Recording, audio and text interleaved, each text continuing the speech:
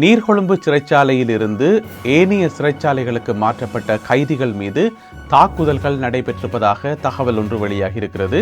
அது குறித்து விரிவாக விளக்கமாக இந்த காணொளியில் பார்க்க இருக்கின்றோம்.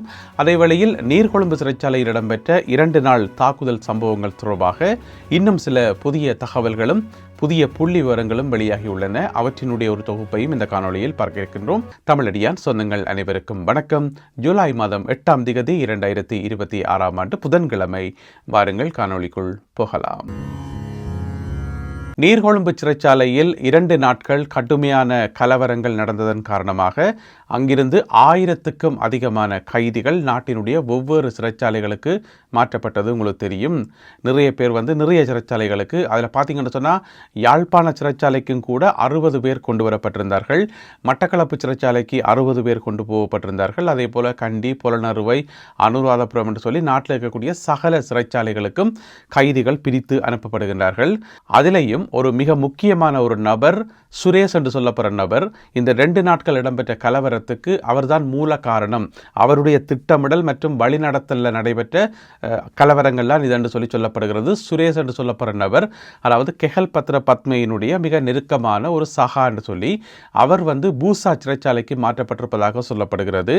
இப்படியான பின்னணியில் நீர்கொழும்பு சிறைச்சாலையிலிருந்து ஏனைய சிறைச்சாலைகளுக்கு மாற்றப்பட்ட கைதிகள் மீது தாக்குதல்கள் நடைபெற்றுள்ளன என்று சொல்லி சிறை கைதிகளின் உரிமைகளை பாதுகாக்கின்ற குழு என்று சொல்லி ஒரு குழு ஒன்று இருக்குது.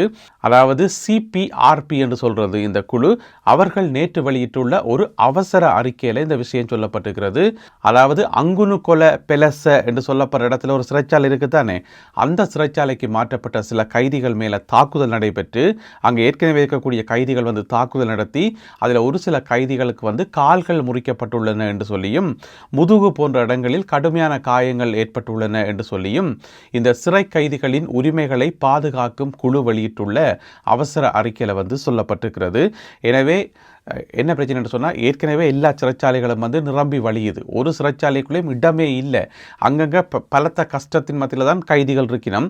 அப்படி இருக்கும்போது நீர்கொழும்பு சிறைச்சாலையில் தேவையில்லாத வேலையை பார்த்துட்டு அங்கேருந்து புதிதாக கைதிகள் வரைக்குள்ள அங்கே இருக்கக்கூடிய ஏனைய பழைய கைதிகள் கட்டாயம் கோபம் இருந்தானே, நாங்களே இங்கே அந்த கஷ்டப்படுறோம், நீங்களே இங்கே தேவையில்லாமல் வாரீங்கன்னு சொல்லி அந்த கோபத்தில் போலடக்கு. அல்லது ஏற்கனவே தெரிஞ்சது பழைய கோபமோ தெரியாது. ஏனெண்டா எல்லாம் பாதாள உலக கும்பல்கள் தானே, எல்லாம் போட்டி குழுக்கள் தானே. எனவே என்ன காரணத்துக்காக தாக்குதல் நடந்ததுன்னு தெரியல, இப்படியாக இருக்கலாம் என்று சொல்லப்படுது. இந்த மாதிரி பல கைதிகள் மீது தாக்குதல் நடைபெற்றிருக்கிறது அங்குனு கொல பெலச என்ற சிறைச்சாலையில். அது மட்டும் இல்லாமல் நேற்று 7ஆம் தேதி இரவு வெளிக்கடை சிறைச்சாலையில் வச்சு தாக்குதல் நடத்துறதுக்கு ஒரு திட்டமிடப்பட்டது என்று சொல்லி, அதாவது நேற்று வெளிக்கடைக்கு புதுசாக வந்தாக்கள் இருக்கணும் தானே நீர்கொழும்பில் இருந்து, அவைகள் மேலே இரவு நேரம் தாக்குதல் நடத்துவோம் என்று சொல்லி சில கைதிகள் திட்டமிட்டிருந்தார்கள் என்று சொல்லியும் இந்த அறிக்கையில் சொல்லப்பட்டிருக்கிறது. எனவே இந்த குழு வெளியிட்டுள்ள அறிக்கை உடனடியாக சிறை அதிகாரிகளுடைய கவனத்துக்கு கொண்டு வரப்பட்டு, எனவே அந்த தாக்குதல் முயற்சி எல்லாம் அதிகாரிகளால் முன்கூட்டியே திட்டமிடப்பட்டு முறியடிக்கப்பட்டிருக்கலாம் என்று சொல்லி எதிர்பார்க்கப்படுது. என்று சொன்னால் இன்றைக்கு காலம் வரைக்கும் அந்த மாதிரி சம்பவங்கள் நடந்ததாக, வெளிக்கடையில் சம்பவங்கள் நடந்ததாக எந்த ஒரு தகவலும் வெளியாக இல்லை. இருந்த போதிலும் கூட நீர்கொழும்பு சிறைச்சாலையிலிருந்து வார கைதிகளை கடுமையான பாதுகாப்பின் கீழே வைக்க வேண்டியிருக்கு. ஏன்னு சொன்னால் ஏனைய சிறைச்சாலைகளில் இருக்கக்கூடிய கைதிகளுக்கு இவர்கள் மேலே கடும் கோபம் இருக்கு என்று சொல்லப்படுகிறது. எனவே ஒன்றுமே செய்ய முடியாது. இதுக்கிடையில் நீர்கொழும்பு சிறைச்சாலையில் இடம்பெற்ற அந்த வன்முறை சம்பவங்கள் சம்பந்தமாக இன்னும் ஒரு சில தகவல்கள், புதிய தகவல்கள் வெளியாகி உள்ளன. இப்போ பார்த்தீங்கன்னு சொன்னால் தொடர்ந்து ஒவ்வொரு தகவலாக வந்துகொண்டே இருக்குது. ஏன்னு சொன்னால் விசாரணைகள் நடந்துகிட்டு இருக்குது தானே. இப்போ நிறைய குழுக்கள் விசாரணைகள் நடத்துது. சிஐடி ஒரு பக்கம் விசாரணை, கொழும்பு குற்றத்தடுப்பு பிரிவு ஒரு பக்கம் விசாரணை என்று சொல்லிக்குள்ள, அப்போ ஒவ்வொரு விசாரணையின் முடிவிலே புது புது தகவல்கள் வரும். அந்த அடிப்படையில் இப்போ வந்திருக்கிற தகவல் என்ன சொல்லப்பட்டிருக்குன்னு சொன்னால், ஞாயிற்றுக்கிழமை காலமாக 11 மணிக்கு தானே முதலாவது மோதல் சம்பவம் ஆரம்பித்தது. என்னென்னு சொன்னால், இந்த தாக்குதலுக்கு ஏற்கனவே கனகாலமாக திட்டமிடப்பட்டதாம். அதாவது சிறை கைதிகளில் ஒரு சில கைதிகளை இந்த சிறைச்சாலை அதிகாரிகள், போலீஸார் தங்களுக்கு சாதகமாக பயன்படுத்துறது. இப்போ போலீஸாரோ சிஐடினரோ தாங்கள் இந்த நேரம் நேரடியாக கண்காணித்து கொண்டிருக்க முடியாதானே சிறைக்குள்ள என்ன நடக்குன்னு சொல்லி. அதனால் ஏற்கனவே கைதிகளாக இருக்கக்கூடிய ஒரு சில கைதிகளை தங்களுக்கு சாதகமாக பயன்படுத்தி கொண்டு தகவல் எடுக்கிறது அவர்களிடமிருந்து. அதாவது தங்களுக்கு தகவல் தரும் நபர்களாக அவர்களை மாற்றுறது. அப்போ சிறைக்குள்ள கைதிகளாக இருக்கிற அந்த நபர்கள் என்ன செய்வார்கள் என்று சொன்னால், கண்காணித்து கொண்டே இருப்பார்கள். எந்தெந்த செல்லில் வந்து என்ன நடக்குது, இரவு நேரத்தில் என்ன நடக்குது, யாராவது யாருடைய பேசுகிறார்களா, அல்லது வெளியில் சாப்பாட்டு டைமுக்கு வெளியில் வரைக்குள்ள யார் யாரோட பேசுகிறார்கள், என்ன கதைக்கிறார்கள் சொல்லி இந்த மாதிரி தகவல்கள் எடுக்கலாம் தானே. அப்போ அந்த மாதிரி தகவல்கள் எல்லாத்தையும் எடுத்து இங்கால போலீஸுக்கு சொல்கிறது, சிஐடிக்கு சொல்கிறது, இப்படியாக ஒரு சில ஆட்கள் வந்து செயல்பட்டு வந்தார்களாம். அப்போ அவர்களுக்கு ஒரு விஷயம் தெரிய வந்திருக்கு என்னென்னு சொன்னால், நீர்கொழும்பு சிறைச்சாலைக்குள்ளே வந்து போதைப் பொருள் கடத்தல் இடம்பெறுகிறது, போதைப் பொருள் தாராளமாக கிடைக்குது, அதில் வந்து சில முக்கியமான நபர்கள் ஈடுபட்டுக்கார்கள் சொல்லி அந்த குரூப்புக்கு வந்து தகவல் கிடைச்சோன்ன அதை எடுத்து போலீஸாருக்கு சொல்லிட்டார்கள். போலீஸாருக்கும் சிஐடிக்கும் வந்து அவர்கள் சொல்லிட்டார்கள். இந்த மாதிரி போலீஸாருடைய இன்ஃபார்மர்ஸாக செயல்பட்டு வந்த நபர்கள், அவர்கள் மேலே தான் ஞாயிற்றுக்கிழமை காலமே முதலாவது தாக்குதல் இடம்பெற்று 2 பேர் கொல்லப்பட்டிருந்தார்கள். அவர்களுடைய பேர் விவரங்கள், முதலாவது நபருடைய பேர் வந்து வர்ணகுலசூரிய நிலங்க துல்சார் என்று சொல்லப்படுற நபர், அவருக்கு வந்து 29 வயது. இரண்டாவது நபர் ஆராய்ச்சிலாகே கயான் சம்பத் என்று சொல்லப்படுற நபர், 31 வயதுடைய நபர். இந்த 2 பேருமே வந்து ஞாயிற்றுக்கிழமை கொல்லப்பட்டிருந்தார்கள். இந்த 2 பேருமே வந்து போலீசாருக்கு தகவல் வழங்குகின்றவர்கள் என்று சொல்லி அடையாளம் காணப்பட்டுள்ளார்கள். ஏனென்று சொன்னால் சிறைச்சாலைக்குள்ள வந்து சட்டவிரோதமான செயல்கள் நடக்குது என்று சொல்லி. பிறகு அதனுடைய தொடர்ச்சியாகத்தான் திங்கட்கிழமையும் மோதல்கள், தாக்குதல்கள் இடம்பெற்று மிகப்பெரிய வன்முறையாக மாறியிருந்தது. இதுதான் அந்த அடிப்படை காரணம், பின்னணி காரணம் என்று சொல்லப்படுகிறது. அதாவது சிறைச்சாலைக்குள்ளே இருந்து கொண்டு சட்டவிரோதமான செயல்களில் ஈடுபடுபவர்களுக்கும் அதை வந்து போலீசாருக்கு சொல்லிக் கொடுத்த அந்த நபர்களுக்கும் இடையிலான மோதல் தான் இந்த மோதல். இதில் இன்னும் ஒரு முக்கியமான விஷயம் என்னென்னு சொன்னால், சமூக வலைத்தளங்களில் பரவின ஒரு வீடியோ, ஒரு ஃபோட்டோ வந்து இப்போ நீங்கள் பார்க்குறீங்க. இந்த ஃபோட்டோ தான் ஒரு STF அதிகாரி வந்து அந்த கதவிற்கு தான் சிறைச்சாலை கதவு, அதுக்குள்ளே வந்து துவக்க நீட்டி சுடுறார். அப்போ அங்கால யார் இருக்கிறன்னு தெரியாது, அந்த துப்பாக்கி சூடுகள் வந்து யாருக்கு மேலே படுமென்னு தெரியாது, அங்கே இருக்கிறவர் வந்து உண்மையிலேயே வன்முறையில் ஈடுபட்டவர்களா ஈடுபடாதவர்களா யாருன்னு தெரியாது. அப்போ இது ஒரு வகையான கண்மூடித்தனமான தாக்குதல் தானே. எனவே இது ஒரு பெரிய ஒரு விவாதத்தை வந்து உருவாக்கியிருந்தது. இப்படி தாக்குதல் நடத்துறது சரியா பிழையா, ஆரண்டே தெரியாமல் சும்மா சுடுறதான்னு சொல்லி. ஆனால் இதுக்கு ஒரு விளக்கம் ஒன்று தரப்பட்டிருக்கிறது சிறைச்சாலை ஆணையாளர் நாயகத்தால். இப்படி தாக்குதல் நடத்தினது சரிதான், இது ஒரு தேவையான தாக்குதல் தான். இந்த மாதிரி தாக்குதல் நடத்தியிருக்காட்டி அண்டைக்கு அந்த மெயின் கதவிற்குத்தானே, இப்போ நீங்கள் பார்க்குற இந்த கதவு, அதை உடைச்சு கொண்டு அவ்வளோ கைதிகளும் வந்து வெளியே வந்திருப்பார்கள். ஏன்னா உடைக்கிறதுக்கு ட்ரை பண்ணி கொண்டே இருந்தவர்கள்.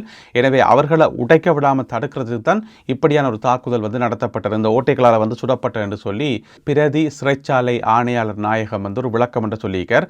எனவே அந்த STF வீரர் வந்து இப்படி சுட்டது வந்து சரிதான் என்று சொல்லி, ஏன்னா வேறு வழி இல்லை, கலவரத்தை கட்டுப்படுத்துறதுக்கு வேறு வழி இல்லை என்று சொல்லி அவர் தன்னுடைய விளக்கத்தை கொடுத்துள்ளார். மட்டக்களப்பு சிறைச்சாலையில் இடம்பெற்ற ஒரு பரபரப்பான சம்பவம். நேற்று 7ஆம் திகதி நண்பகல் வேளையில் இந்த சம்பவம் நடைபெற்றிருக்கிறது. மட்டக்களப்பு சிறைச்சாலையில் கைதியாக இருக்கின்ற ஒரு நபர் தன்னுடைய உயிரை தானே மாய்ப்பதற்கு முயற்சி செய்திருக்கிறார். அவற்றை கையில் வந்து ஒரு பிளேட் ஒன்று கிடச்சிருக்குது. அந்த பிளேட்டால் ட்ரை பண்ணி தன்னுடைய உயிரை மாய்க்கிறதுக்கு ட்ரை பண்ணிக்கிறார். அதன் போது படுகாயமடைந்து வெளியே கொண்டு வரப்பட்டு மருத்துவமனையில் அனுமதிக்கப்பட்டிருக்கின்றார். அக்கரைப்பற்றை சேர்ந்த 24 வயதுடைய ஒரு இளைஞர் என்று சொல்லப்படுகிறது. அதாவது அவர் வந்து கஞ்சா வைத்திருந்தார் என்கின்ற குற்றச்சாட்டின் அடிப்படையில் கைது செய்யப்பட்டு மட்டக்களப்பு சிறைச்சாலையில் அடைக்கப்பட்டிருந்தார். என்ன காரணத்துக்காக இப்படியான ஒரு செயலில் ஈடுபட்டார் என்று சொல்லி தெரியல. இருந்த போதிலும் கூட சிறைச்சாலை அதிகாரிகளால் காப்பாற்றப்பட்டு இப்பொழுது மருத்துவமனையில் அனுமதிக்கப்பட்டிருக்கின்றார் குறிப்பிட்ட இந்த இளைஞர். ராஜபக்ச குடும்பத்தைச் சேர்ந்த சசீந்திர ராஜபக்ச, அவருக்கு எதிரான குற்றப்பத்திரிகை தாக்கல் செய்யப்பட்டிருக்கிறது.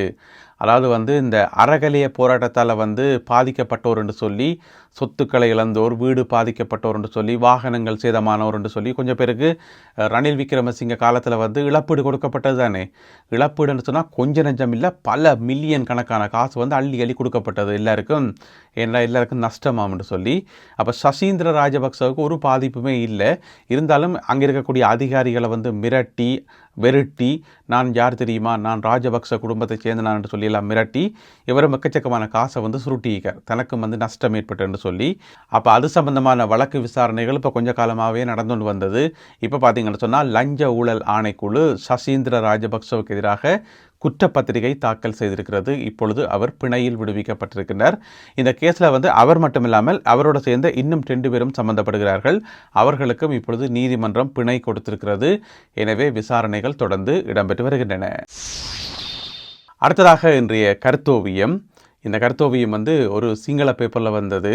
அதாவது மஹிந்த ராஜபக்ச சொன்னவர் தானே, தான் வந்து அரசியலை விட்டு வெளியில் போக மாட்டேன், பொல்லூன்ற காலம் வந்தாலுமே கூட பொல்லூன்றி கொண்டு அரசியலில் தான் இருப்பேன் என்று சொன்னவர் தானே. அது சம்பந்தமாக வரையப்பட்ட ஒரு கருத்தோவியம். என்னென்னு சொன்னால் அதில் பார்த்தீங்கன்னு சொன்னால் பொல்லை ஊண்டிக்கொண்டு அவருக்கே இயலாது நாமல் ராஜபக்சவையும் கூட்டிக் கொண்டு வாரார். ஏனென்றா நாமல் ராஜபக்சவை எப்படியாவது ஜனாதிபதி ஆக்கணுமென்றதான் அவருடைய விருப்பமாக இருக்குது. அது கண்ணு கட்டின தூரம் வரைக்கும் அதுக்கான சாத்தியம் இருக்கிற மாதிரியே தெரியலை. அப்போ நாமல் ராஜபக்சவையும் கூட்டிக் கொண்டு இவர் போகிறார், பொல்லையை மூடிக்கொண்டு போகிறார். அங்கால பார்த்தீங்கன்னு சொன்னால் இலங்கை நாடு இருக்குது தானே, அது இட்டுக்குது ஓட்டம், தலை தெறிக்க ஓடுது. உங்கள்கிட்ட நான் சிக்க மாட்டேன், ஏற்கனவே உங்கள்கிட்ட சிக்கி நாம் பட்ட பாடு போதும், என்னை விட்டுருங்க சாமி என்று சொல்லி நாடே இவர்களை விட்டுட்டு ஓடுதுன்ற மாதிரி இந்த ஒரு கருத்தோவியம் வரையப்பட்டிருக்கிறது. இது ஒரு சிங்கள பத்திரிகையில் வந்த கருத்தோவியம். எனவே இந்த ஒரு கருத்தோவியம் மற்றும் இன்றைய காணொலியில் பகிர்ந்து கொள்ளப்பட்ட செய்திகள் தொடர்பான உங்களுடைய கருத்துக்களை மறக்காமல் கீழே எழுதுங்கள். மீண்டும் சந்திப்போம் உறவுகளே. நன்றி, வணக்கம்.